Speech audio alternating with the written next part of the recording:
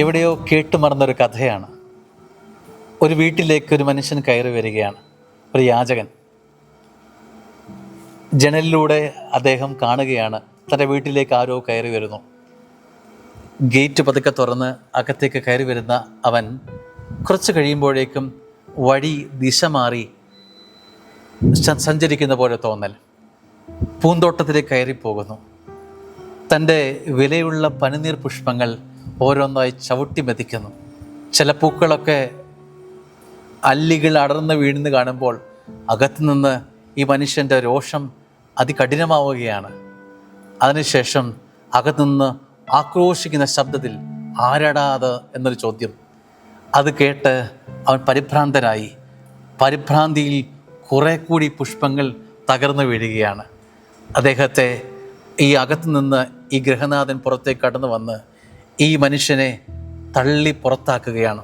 ആ വീഴുന്നത് ഏതാനും ചെടികളുടെ മുകളിലേക്ക് വീഴുകയാണ്.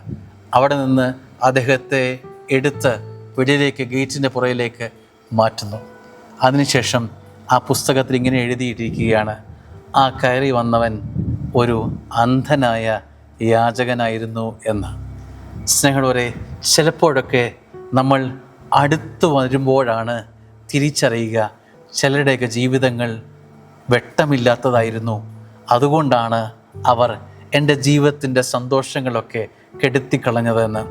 മനഃപൂർവ്വമല്ല, ചിലപ്പോഴെങ്കിലും അറിയാതെ ചില ജീവിത സാഹചര്യങ്ങൾ കൊണ്ട് ഇരുളായിപ്പോയ ജീവിതങ്ങളുടെ പരിണിത ഫലങ്ങൾ ജീവിതത്തിലേക്ക് വരുമ്പോൾ അവരെ പഠിക്കാനും അവർക്കെതിരെ പിറുപിറുക്കാനും അവരെ തള്ളിക്കളയാനും അവരെ പുറത്താക്കാനും അടിച്ചോടിക്കാനും അവരെ മുറിവേൽപ്പിക്കാനും ഒക്കെ ശ്രദ്ധിക്കുമ്പോൾ വചനം, യോഹന്നാന്റെ സുവിശേഷം 7-ാം അധ്യായം 24-ാം വാക്യം: പുറമേ കാണുന്നതനുസരിച്ച് വിധിക്കാതെ നീതിയോടെ വിധിക്കുവിൻ.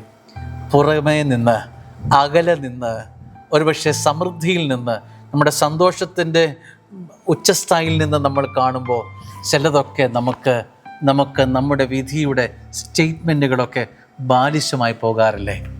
ചില ജീവിതങ്ങളിലേക്ക് അടുത്ത് നിൽക്കുമ്പോഴാണ്, അടുത്ത് ചെല്ലുമ്പോഴാണ് തിരിച്ചറിയുക അവരൊക്കെ അന്ധരായിരുന്നു എന്ന്, കുറവുണ്ടായിരുന്നു എന്ന്.